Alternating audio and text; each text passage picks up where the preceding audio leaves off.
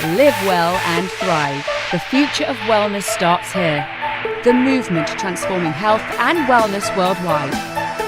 Live longer, move smarter, feel unstoppable. Hi, it's Mike Torchia, and welcome to Live Well and Thrive. I have a very special guest. She is an award-winning actress, best-selling author, animal advocate. I mean, this woman does everything. She's been on Broadway. She does animation.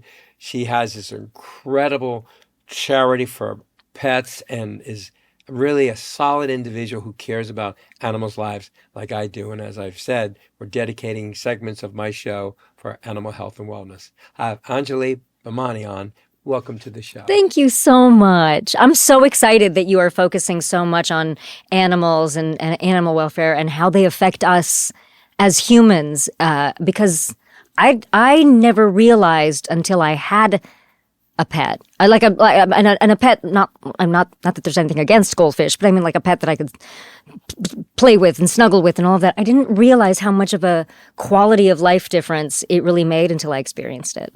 It's so true because I grew up on a farm, Mm-hmm. and I had everything. I mean, we had the goldfish and the hamsters and all that, Yep. but we had cats, we had dogs, we had goats, pigs, ducks, geese, ducks, everything Right. you can imagine. So they were all my friends. Yep. So growing up as a kid in New York in the suburbs, that's the best education Sure. because you learn about life. You become more compassionate. Mm-hmm. You become loving and caring and nurturing, and you know what it is obligation to take good care of those animals. That's what I was just going to say. That right there, that is definitely something you can't teach. And if we had people that had the experiences I had or you had, Mm-hmm. there wouldn't be all these animals in these kennels and rescues. It makes me angrier than I like to admit that is happening right now. Like just on a level of just responsibility to anyone, not just an animal who really depends on you, but just the sense of responsibility of like, imagine what you would feel like if someone took you in and then abandoned you and said, oh, you're too much trouble. As a human being, when you were a child, imagine what that would have felt like and imagine how that would have affected your life. Same thing goes with these creatures who are so dependent on us and are here to give us unconditional love and just want to be around us. And then someone says, oh, they're too much trouble. I got to send them back. It just breaks my heart. It is heartbreaking, and I'm so sad sometimes when I go to the kennels, Mm-hmm. the rescues and all the places I go to help support, make donations, drop off bowls and blankets for the animals, and I just walk around and I look at these lost souls. You can see they've been heartbroken. Yeah. They're hardened, and they're like blank. Like my dogs, I look at my dogs. I have two pit bulls I rescued. You can see the loving feeling. I go there, it's like they're possessed. They're numb, and it breaks my heart because people don't understand. Like, remember the animation movie, 101 Dalmatians? Of course. There was an astronomical amount of people that adopted or got Dalmatians. And Dalmatians is not a kid-friendly dog. Nope. They're not. And so all these Dalmatians, after that movie came out, and every time they came out another edition of it, were Same thing would at happen. the rescues, right? And what people don't understand is you have to really understand the breed. Yeah. Like if you want a Doberman or Rottweiler or Pit Bulls, Shepherd, those are work dogs. Yep. You better be prepared to 5 to 7 times a day walk them Right. and run them. Right. Because then when you come home and your couch is shredded, Yep. every shoe is chewed up, every phone line is chewed up, is because they're frustrated. Yeah, and it's because, again, like you said, you have to understand the breed. Like, if you have a Jack Russell and you are not entertaining and challenging that dog on a regular basis, they're going to put that energy towards something you don't want them to be creative about, and to something that, but they're so smart, and they're so lovely, and they're so full of energy when they are just like humans. You give a child the right environment and figure out how they learn the best and what lights them up and how positive reinforcement for the good behaviors and just pretty much giving no attention to the bad behaviors at all. A kid thrives in that environment. And it's the same for animals. except every animal is different. And we don't think of that, or a lot of people don't think of that. They don't recognize that, or they might pick the breed because it's cute, or pick the breed because it looks good, or this is the way that for so many reasons that have nothing to do with actually caring for another creature. Well, you hit on a really important point. I always feel that when you have a dog or a cat, whatever, bird, whatever it may be, and you talk to it, and you sing to your pet, and you make them feel like they're an equal. Yeah. There's something about that bond you have. Because, see, when you come to my house, my dogs look at me when I talk to them. They greet my guests when they see me talk to them. I have 2 cats, too, that I rescued. They all come over in the room and see, who is this? Welcome to our home. Yep. Now, I've been to people's homes where the dog doesn't even care who's in the room. And I feel bad because the dog doesn't have that human connection. Yeah. They're more like a side thing. A pet, when I want to play with it, but leave me alone. Whenever my dog or cat comes over, I acknowledge them. Yeah. When I come home, I acknowledge my dog, my cats, whoever, right there at their door. Now, I've seen people do the same thing with their children. Yeah. Then they wonder why these kids they don't know their kid went into school and shot at people because they didn't pay attention to their kids. Maybe they were crying out for help, but because they were so disconnected. Hey, I'm putting them to school. I'm giving them a tutor. I give them that. I give them a car, whatever. But they're not really paying attention to the child.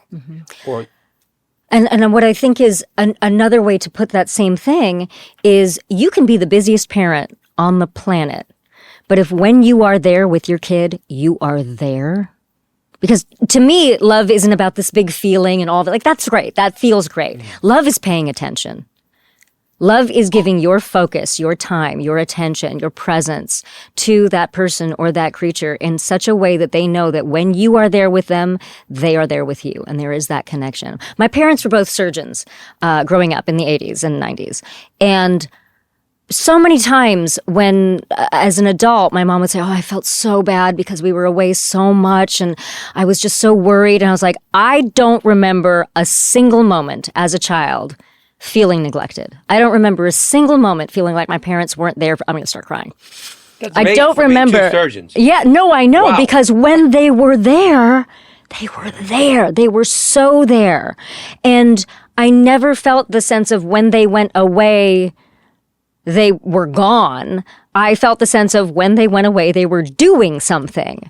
Just like when they were not there, Not I was ignoring doing you, something. not ignoring. Exactly, Right. exactly. So I never had this feeling of being, even if I was physically alone, I never felt like I was alone. Which now that I think about it, because I talk about this a lot, that I feel like the through line of my life in terms of the effect I want to have on people is to let people know they're not alone. I just realized in this moment that that's where that came from. That's so important because, when I go and lecture, especially in front of kids, about health and wellness, I do a lot, the Boys and Girls Club and a few other organizations. And it's usually tweens and teens. Yeah. And I do a mentor program. I tell them my story, that I was part of your tribe. I was an obese child, 50 pounds overweight at 14 years old. People made fun of me. I got bullied. But I just overcame it because then I became physically fit and more confident, and my confidence grew as my health grew. But I know what it's like to be a child that's unwanted, not accepted in school, being overweight and feeling lethargic. But when I talk to them, I connect with them. Yeah. Once you connect with them, they'll listen to everything you have to say. Because at first they were like, wow, Mike, you look like you were born that way. You got muscles on top of muscles. I said, no, man, I had the worst You genetics. worked for it. I worked my butt off, right? So when you connect with people, but the same things with animals. Yes. Like you are so loving and giving towards animals that whatever animal, he could be a parrot, a potbelly pig, or whatever it may be, that's going to have all the love you want. Yep. And if you're busy, you'll still always, when you come in your house, acknowledge Charlie And that's or whoever else. That's it. That you care and you love them. They don't need an hour back rubbing. Just hello. Yeah. Hi, baby. And you know Yeah. what? Then my dogs just lay out on their bed and chill. And then I get ready to make dinner or something. But I didn't have to spend 20 minutes with them. No, because they know they're there. And they can be, it's, again, I mean, I know we keep likening this back to children, and I'm not saying that pets are children directly, like human children, but there is a development phase for every child where they are starting to test how far they can go from their parent, like how comfortable they are as they create a little bit more distance. Is mom still there? Is dad still there? There is that moment. And if mom and dad are there, and do acknowledge them, then they get bolder and they get more confident and they have the ability to go out in the world and then come back and know that they are strong and they are not abandoned and they are connected. But same thing with a pet, if you're not acknowledging their existence, they're just going to keep either acting up to try to get your attention or give up. And neither one of those, we don't want to see either one of those because that is such a hard thing. Now share with me about your childhood, because the way you're brought up is incredible, because I could tell you're a loving soul, and the fact that you love animals so much. What was it like growing up in your household when you were a kid? It was creative and loving, and it was so wonderful. I actually didn't really have any pets as a kid. I had a goldfish at some point or another because everyone goes to a fair. Right. I did have a hamster for a while, but my parents weren't necessarily, or my mom specifically, wasn't necessarily an animal person. In India at the time, there weren't a lot of people, when they were growing up, there weren't necessarily a lot of people who had dogs as pets. There were a lot of stray dogs. Right. So my mother didn't have a very positive association with dogs in general growing up. But I always just had this kind of like snuggle desire, like an automatic desire to get close to something furry or fuzzy or sweet. So when was the first time you actually had a dog? Charlie. Your first? Charlie was my very first dog. Now, how did he come into your life? Oh, it's the best story. So, let's see. Where do we begin this story? So I had just moved to Los Angeles in 2010 after the end of a relationship that was difficult. And I was kind of putting myself back together and figuring out who I was. And one of the things that I knew is that for years and years and years, I had wanted to get a dog. And I had been living in New York and had just moved to LA. And there were all sorts of reasons not to have a dog at the time, including the fact that my boyfriend at the time didn't really want one. And I was traveling so much. So I came to LA and I was like, oh my gosh, I have some time. I'm in this new city, so I'm not crazy busy yet. Now is the time. I should go get myself a dog. And I got all excited. And I called up a friend of mine. Her name is Caroline Consolving. And I told her about this. She said, great. I volunteer for this organization called Much Love Animal Rescue. And I do the Santa Monica farmers market, like adoption area where they do it. So come on down to Santa Monica, meet some of the dogs, start to get to know what breeds you like or whatever. Just start to get familiar with them. And of course, I'm Asian and I'm a Virgo. So I was like online looking up every breed, learning about everything, taking notes. But I went to Santa Monica and I went there to Much Love and I was, checking out the dogs and I was like, okay, this is cool. And this little guy, this little camel-colored fox-looking dog kind of like trotted past me and then turned his head and then trotted forward and cocked his head at me. And I said, well, who's this little guy? And at the time, they had named him Austin. That was not his name. He doesn't look like an Austin. He's not an Austin. Okay, Austin is a dog that has like a scarf tied around his neck, like a cravat. He's not an Austin. That was not his thing. But she picked him up. The gal picked him up and she said, "This is Austin." And she picked him up and held him like a baby, and he was fully like happy as he was happy as a clam. He was totally fine. He was totally into it, and I just looked like I kind of just got like. It was almost like that movie thing where you're like, like that's happening. And he just licked all the way up my face from chin to forehead. And I was like, what do I need to do to get this dog? Do I need to mortgage? What do I need to do? Do I need to move to a different apartment? What do I need? Tell me what to do. I want to bring this dog home. Wow. And so they had me fill out this very comprehensive questionnaire. Thank goodness. I'm so glad they did that because that, weeds out people who obviously are not necessarily the right people to bring a dog home. And there was one question they asked. I don't know exactly how it was worded, but it was something to the effect of, what would be too much money spent on this dog's health or well-being that would make you give them back or put them down or whatever. And I just started crying. I was like, I don't understand this question and I don't know how to answer it. I wouldn't. Like it couldn't be. And they were like, okay, that's okay. Don't worry. That's a good answer. That's a good answer. Don't worry. So I ran home. I immediately, like that for the next few days, I was just puppy proofing the apartment. I spent far too much money on trash cans that were good for dogs and all of this stuff and bitter apple spray. And then I brought him home and it has been just the greatest thing.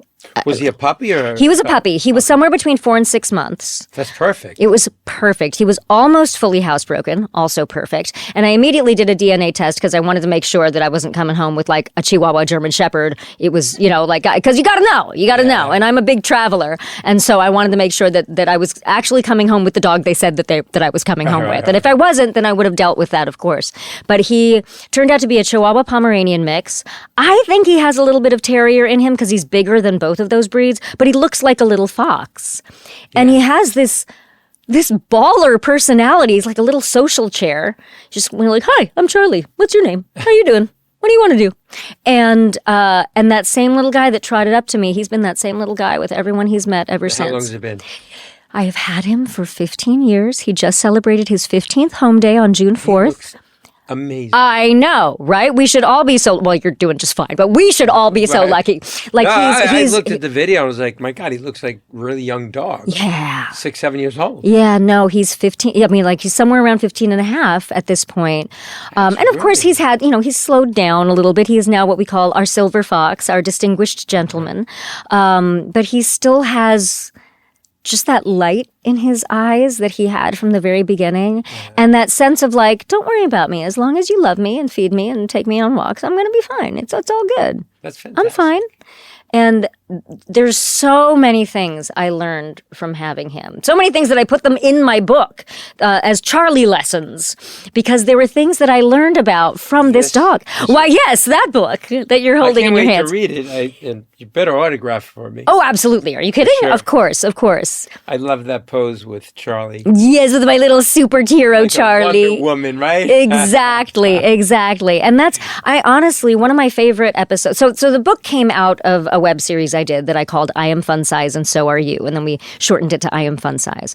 And it started as a love letter to the online gaming community that I met when I first did a big game called Overwatch. And I was so just immediately enamored of this community of artists and cosplayers and fan fiction writers who were so supportive of the people who were creating these games, of those of us who were playing these heroes. And I very much wanted to give something back because they were giving so much to me. And so around that time, I realized, I'm like, okay, well, I'm not an artist. I can't draw all that stuff for you. What can I give you? The one thing that I have that nobody else has is my set of experiences and stories and how I went through them and the way I tell them. So I decided that I was going to do this web series and that it would be a chance for people to ask me questions, not about my characters or about my shows or any of that, but questions about life that I would answer in the form of, you know what, I don't know what you should do, but here's a story from my life that is sort of around that, and maybe it'll jog something in you. Because nobody wants to hear, you know what you should do, but everyone will listen to a great story, right? I think the way you deliver it is beautiful. Because you can either turn someone on or turn them off. Yeah. And again, that book and that series, very much the goal of them is to say, you are not alone. You are unique. And I got no business telling you what to do. I don't have your answers, but there will always be someone beside you, especially with the internet. There is always someone there to share a story with you, to be the shoulder to cry on, just sit next to you while you cry, to send you silly dog memes, whatever it is. There's always someone there to cheer you on. And we would miss you in this world if you were gone. So whatever you're going through, you are not going through it alone. Because I'll tell you also, the worst decisions I ever made in my life were not when I was drunk or high. They were when I thought I was alone and no one understood me. Wow. Those were the most either self-destructive decisions or just the worst, just general decisions that I made in my life. Because there's a sense of panic and a sense of the ground not being beneath you and there's this worry rather than when you know, some people get it from their spirituality or from their religion. Some people get it from their animals. You know, that there's this creature that I have a connection with that nobody else has that particular connection with. I just want people to know that that is there for you in the world in one way or another, no matter who you are. And that's very much what that book is about. And You wrote this with the intent to share your journey. Yeah. In a fun way, instead of like, let me tell you what to do. Exactly. With that soft approach. Yeah. That's probably why I did so well. I love the colors. Thank you. I wanted it to be fun to read in the sense of I wanted it to be stimulating, like sensory-wise. And I wanted it to feel I wanted it to feel a little bit like a kid's book, but not for kids. Like, that there are things in there. But this look, to me, I love the colors. And by the way, I'm a Virgo, September 6th. Love that. So, August 30th. Love that. Yeah. So I dig it. But I think what's great about this is you just take a humorous approach to sharing with people. Yeah. I remember when Rodney Dangerfield was alive, I trained him. And it was after he had all the heart conditions. Right. And I was working him out. And he told me how he fired 9 trainers. And I just said, wow. He goes, so you may be number 10. And we were having coffee at his table, his long table. And he had a cigarette in his hand with a long ash, and he had this powder blue robe, hairy chest, and the robe had ketchup and mustard stains on it. He had boxer shorts on and flip-flops. So he said, sit down. This is the first time I met him. And he goes, tell me what you think of these jokes. And he started like boom, boom, boom, boom. And his mannerisms and that long ash. And I'm like, wow, it's not falling. And he's moving his hand. How is he doing that? And I just laughed my butt off for like 20 minutes. Yep. And I said, wow, that was fun, Rodney. He goes, I'm ready to work out now. That was my warm-up, right? Right? So we go, and he lived on the Wilshire corridor. It was the penthouse. Mm-hmm. And it was not what I would expect to see in Rodney Dangerfield's home. Okay. Picasso's and Andy Warhol and beautiful statues. It was the largest, most grand penthouse, and the elevator had gone straight up to that apartment. So he goes, let's go downstairs. So I said, we go downstairs. And I had just got this really nice Adidas work outfit, brand new sneakers, and I wanted to look very professional, Yeah. And I was a big fan of his, for his movies and everything. So we go down, and then we go across the lobby to the gym. And I'm looking at the gym going, oh, this guy's some good stuff. We walk through the gym, out the door, and then he throws the robe off. He's got the big hairy chest, flip-flops, those boxer shorts, like you usually see him in his movies, and jumps into the pool. He goes, let's go, Torchia. I need to do the workout in the pool because I have severe arthritis, got to be careful with the ticker. Yeah. So the doctor said I got to do pool exercises. Now I'm a weight training, trainer. Right. And I said, okay, Rodney, let's go. I jumped in the pool. I didn't take off my jacket, didn't take off my sneakers. I said, let's go. And I started doing these moves and be very creative. Mm-hmm. And we did it for about 45 minutes. And then we got out of the pool. And as I was walking with him, we were walking back to his penthouse. My sneakers were squeaking. Mm-hmm. He hysterically laughed and laughed and laughed. He said, you don't even care. You're dripping water all over the place. I go, hey, my priority is you, Rodney. I'm here for you. I figured you might get a kick out of it too. Mm-hmm. And he goes, I did. You're hired. Yeah. Love is paying attention. Right. And you did that for him. So what we did was we go back in the elevator. There's water all over the place. And the girl's name was something like Conchita. He goes, Conchita, if we get some towels, the elevator's full of water on it, someone will break their neck. And then he gave me an extra powder blue robe and boxers and flip-flops. So now it's like Rodney and Mini Rodney was sitting there, and he's running more jokes by me. I didn't want to leave. No, why? Breakfast was great, and then she put the clothes in the dryer, right? And then I left, and we became very close friends. I would go to the Laugh Factory on Sundays. Mm-hmm. He'd be there with Roseanne Barr, Sinbad, all of them, Dave Leno, because that's when they practice on Sunday nights. So I became friends of all those that circle with Jay, and then I started training Sinbad. I was training Roseanne. And the most fun time I ever had of training famous people was those comedians. Sure. It was not work. It was so much fun. Like Sinbad's great. We'll do a set, and then all of a sudden he'll talk about life and this and that. I think when people get married, they would stay married if they were just married on the weekends, and during the week they could do whatever they want. Nobody has questions, but on the weekend they're together. Marriages would last long. He would just go into these rants, right? Amazing. And Roseanne would do these things too. And God, I've gone through so many husbands. Now I know what not to do, what to do. And they would run these jokes by me, right? But they were really talking about life. Yep. Then they would do the same jokes when stage, they share their jokes. They're talking about their lives, right? So I just realized that when no matter what, when you give someone, like I did with Rodney, the full attention, I'm here for you. So whether it's an animal or a child or a friend, husband, wife, whatever it is, the relationship will thrive. Yeah.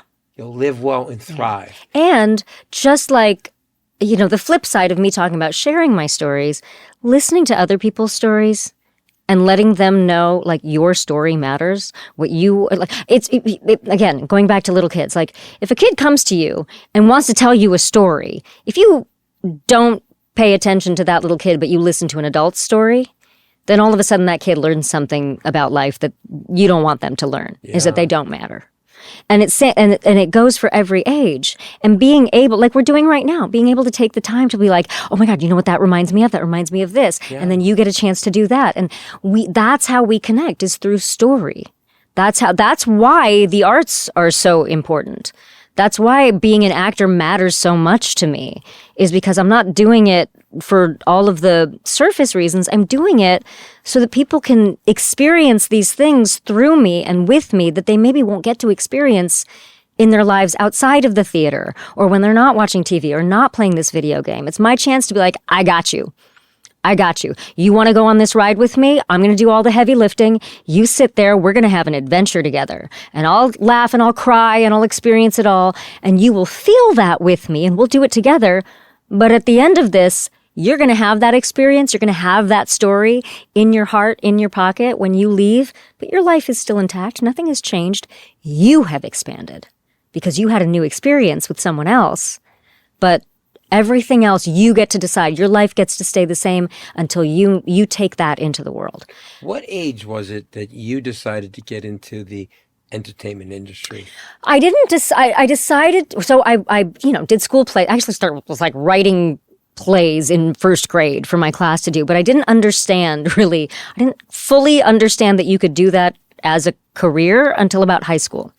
When I was looking at colleges and I knew how much I loved doing theater, and I did community theater and theater in school. And when I started looking in colleges and looking at theater programs, I was like, oh, this is a legitimate thing that I can do. And my parents, despite being surgeons, also happened to meet acting in a play in medical school. So that helped, that they had an appreciation of the arts and that they had shared that with me when they saw how much I loved theater. We would go to the theater together, right? And so once I told them, hey, I think I want to do this, they said, great, get really good at it, treat it like a real job, study, go to school, do all of that, and pay your bills. Those are the two things other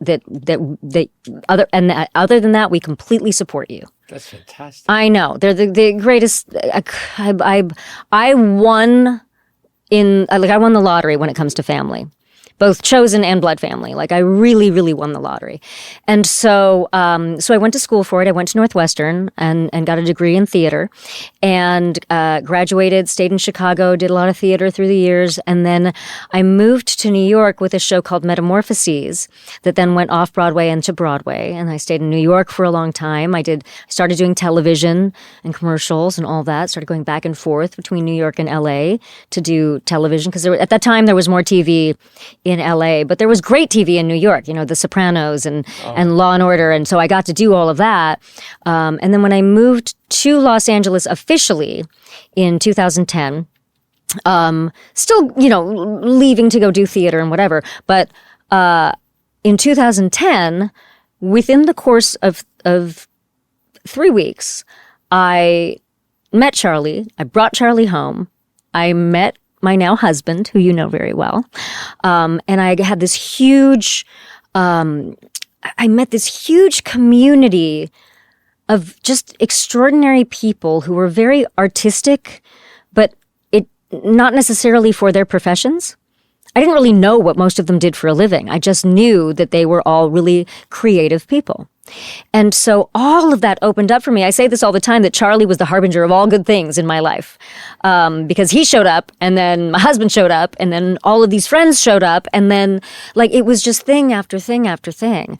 And so yeah, you asked me how I got into the theater, and I launched into this whole thing. You really segued into it, where you are today, and how it's brought such joy for yeah, you, yeah. Being around talented people, because a lot of times people say, well, how does that person become an actor?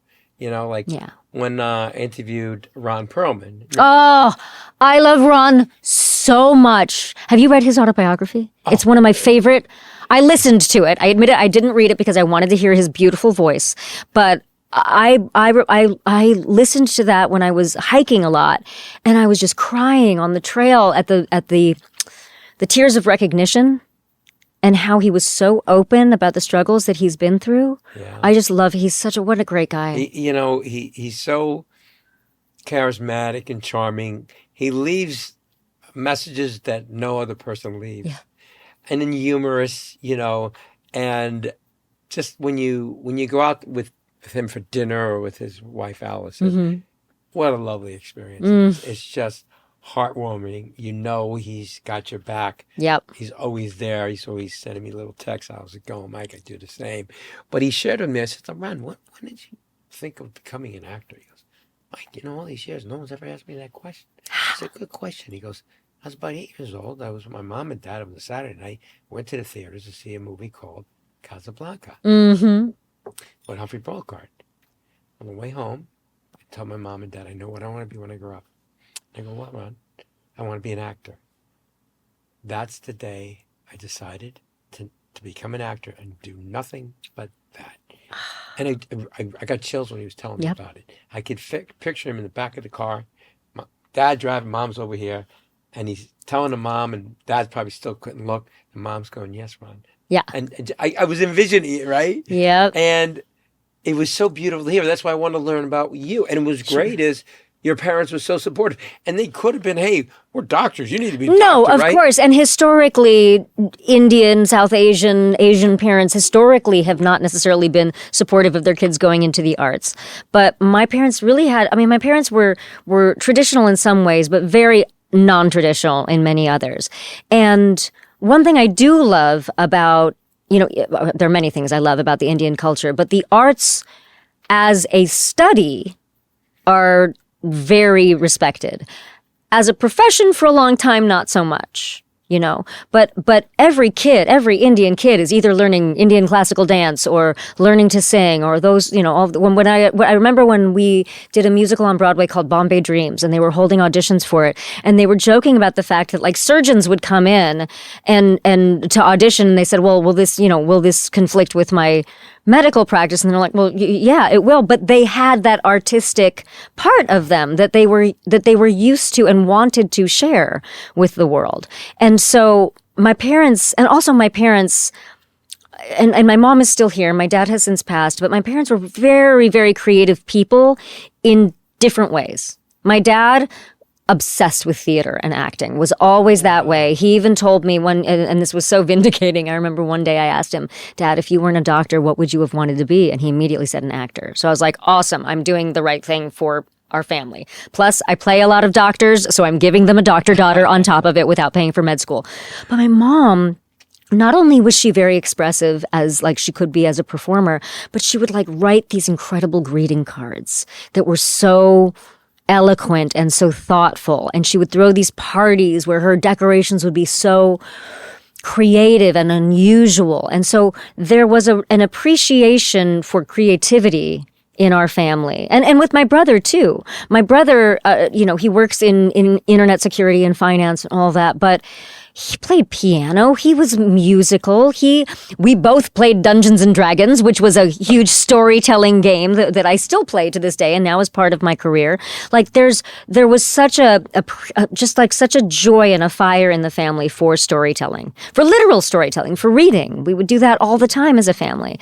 So it only made sense for me that yes, acting was one branch of the tree, but the tree is storytelling. You know, acting was the first way in, but there are so many different ways to tell a story, right? There are the different mediums which we can tell which we can act in. You do the voiceover and you do the animation and the gaming and the TV and the film and the theater. But then there's more. There's writing. There's singing. There's now we have actual play entertainment with games that are role playing game stories, where you're creating these collaborative stories with your friends and people are doing it for entertainment, not just for the game. There are all these wonderful different ways to tell your stories in life. It's not just telling your stories, it's creating those stories. So how do you feel about AI right now? Isn't that like that? I feel like that's always $1 million question combined with a third rail at the moment. How do I feel about it? I have many feelings about it. I think a good chunk of the population has a little bit of existential fear because we've all watched the science fiction movies and we all, like so many things about that moment when AI takes over. But I'm in love with it as a tool to take over the job of sort of like the admin job of creativity so that it removes that block to the inspiration that we have as humans that I think really makes us human. The inspiration and the empathy, because I feel the least creative when I am bogged down by emails and texts and all of the, those kind of responsibilities, accounting and all of those things. And yes, there are other people who can do those things, but I don't know that that's necessarily where their creativity thrives. I don't know. So I love AI as a tool. The verdict is out which direction it's going to go in, right? With every giant development in technology and in industry, it can go both ways, And so, as a performer, particularly with the interactive media strike that is just now ending, thank goodness. Yeah. I think there is, for some people, there is this desperation to get in front of it and to somehow block the advancement of AI. I don't think that's the way to do it. I think the way to do it is to figure out how to live in, not just in tandem with it, but interacting with it in such a way that we are more ourselves because AI is helping us with that. And I don't necessarily know what that looks like because I can't tell the future and I am not someone who is well versed in the actual technology of AI and the creation of AI. But I just love the idea of it taking care of the things that block us as humans from really getting to that creative spark inside of us. Now, you hit it right on the head, because what I did was I always used to say, boy, I wish I had more people like me. And when I learned about AI, I went to this company, it's Hollow AI, and they had showed me some of the things they're doing. And I said, look, I want to be able to be in a million places at one time. Yep. They said, well, we can. So I said, I want to be able to take AI, train it, and create an AI version of me. Okay. I've wrote 3 book proposals, and then one that's a family manual, 4 total.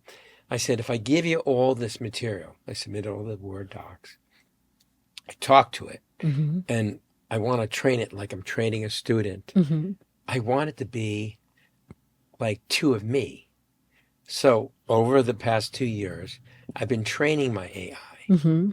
And so when I write something, and it sounds just like me, my same voice and everything, I have conversations with it.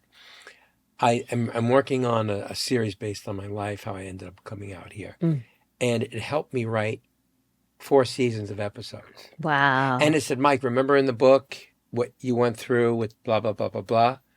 So it was like 2 of me. So I use it as my writing partner, but it's me. Yeah. And it brings back things that I didn't think about to go in a scene Well, on the season 2, 5th episode, remember what when a you great whatever. way to use So it. now there's 2 of me. So what you have to understand, people need to understand is you could train your AI duplicate to be your writing partner because not all the time, sometimes we're distracted. Sometimes we're bogged down. Well, and also sometimes you can't find the person that you really click with. And I have not yet used AI in the way that you have. Like and I think that comes from, I can definitely, obviously you are a teacher and a trainer and a person who understands the student and the teacher. And so that relationship that you have with your AI, that makes sense to me. I haven't yet gotten to that point where I've done that. But now you got my, synapses firing on it. No, because I can have them make your AI for you. I mean, no cost. Yeah. And when you see now, you can have your chat box or you can have your phone number they can have conversations and it knows everything about you. And it'll tell you stories about when you were a child, what it was like growing up with your mom and dad supporting your career, how you met Charlie. And now they can talk to you 24/7. And guess what? It can speak in 30 different languages. I've tested.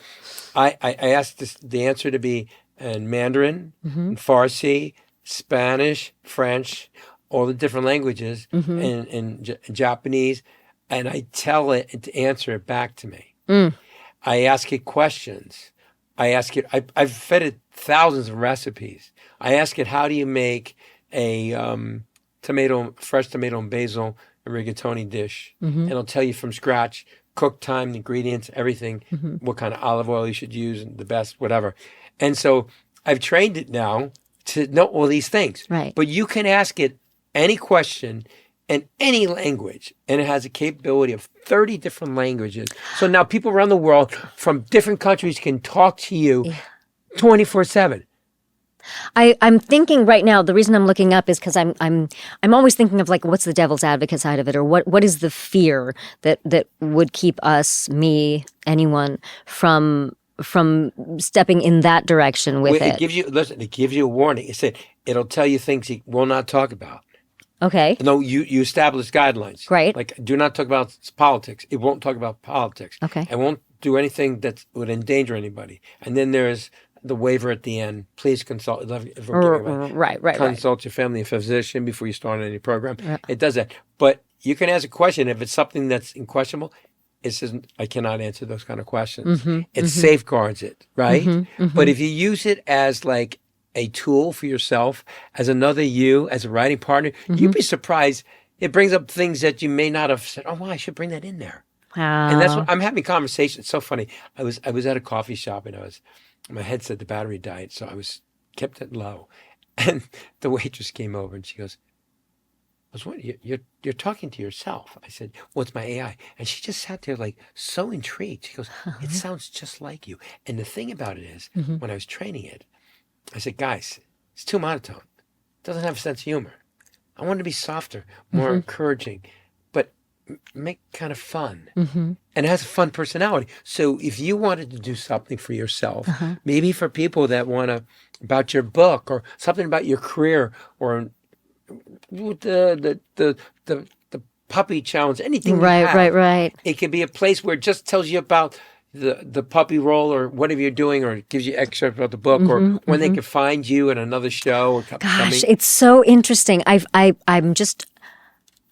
I'm torn here because, again, as a performer, there's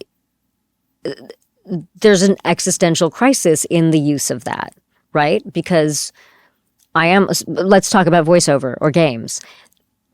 Does the technology exist to create myself and have myself be the voice in those games? It does. Yeah. Where the questionable practices come in is, okay, then how does that get used with or without you? And where do people who that's their profession, how do you monitor the protection of your own likeness, which obviously is a bigger question. It's a government, they're doing it so much. The companies are doing it. The company does it all. Yep. Your likeness, your voice, it has a whole list. They help file it like file like a copyright. And Yeah, like a patent. trademark or yeah. You should do it. Even if you don't do the AI, you should be doing that. Yes. We had Ron do it. Oh, And no, all the- absolutely. Absolutely. You have to register because Yeah. people can then sell it. And for an app that you can have George Clooney say happy birthday to you. Yeah. And you can't do anything about it. Yep. So as an actor, Yeah, you absolutely need have to. register your likeness, your voice, the image, and everything. Now, if God forbid you find out someone uses your image. Now, also what they have is they have a coding in it that if anybody around the world is doing a movie, a video, commercial, anything, it tracks where it is and destroys it. Oh, wow. That's part of Hollow AI is Why? they have something like the poison pill. So if someone is stealing your likeness and doing commercials in another country, it'll track down the IP address and then it'll shut it down. Wow, what a powerful But program. that's what I'm saying. So there's safeguards being put in place. Yeah. But for me, I look at it as a way I can help millions of people around the world because I don't speak all those languages. Yeah. You know, when I ask it to say something in Italian, it's so it actually pronounces better than me. But it sounds so beautiful. Even in Mandarin. You know what? That would be a really fun way to learn a language. I will say that. What a fun way to learn a language is to hear how it sounds in your own voice and be able to, like, that's a sound I can make because it's my sound. It's me. So that's very interesting to me. Yeah, and you know, and the thing is, you can bring it. You could be out somewhere and say, How do I say? Angela, Yeah. can you please tell the waiter I want blah blah blah. Yep. And it's going to say immediately, Mm-hmm. say it, Mm-hmm. and then it knows it's talking to the Mhm, waiter. mhm. That's how. If you use it with that perspective, Yeah. it's cool. Yeah. And that's how I've taken it. Yeah. Let me use it as a writing partner. Yep. But someone that, so when people call, I have this, my lawyer's grandson is autistic. Mm-hmm. His name is Trevor. Mm-hmm. And he is very thin. And they try to get a coach and a nutritionist, but he zones out. He doesn't pay attention. Yeah. So he said, I have Mike Torchia. He's Mr. This and Mr. That, champion bodybuilder. And he showed me pictures. And he's going to be your coach. And you can talk to him anytime. So he calls up my number. He must call me 10, 12 times because I track it. And I know all the questions he asks because I collect data. And he asked me all these questions. And I gave him an omelet, a veggie omelet. And then one day he wanted a high protein banana nut, gluten-free pancakes that his mom made for him. He wanted to take his dog to the park. So I gave him my workout called Fitness Unleashed that I wrote for all these pet magazines, right? And so I spoke to him today. And he goes, AI Mike's my best friend. And he goes, thanks. He's calling me coach. Yeah. And they said he's become more outgoing. Mm-hmm. He's not like so introverted now. So I gave my AI to the autism.org Mm-hmm. and they're using it because I put a very heavy emphasis about autistic children and adults and how to help caretakers of autistic adults and children. Yeah. Because I worked with Sly's son, who's now an adult. Mm-hmm. So I know everything about autism. Yeah. And he's really, I mean, I got him, I taught him how to eat better, how to exercise on a treadmill, and I connected with him. So I understand what it's like to be a caretaker, know nothing about it, and then evolve into becoming an expert after years of working with autistic people. Sure. So I made sure I implemented an AI that if you ask questions about autism, it'll tell you things to give you some guidance.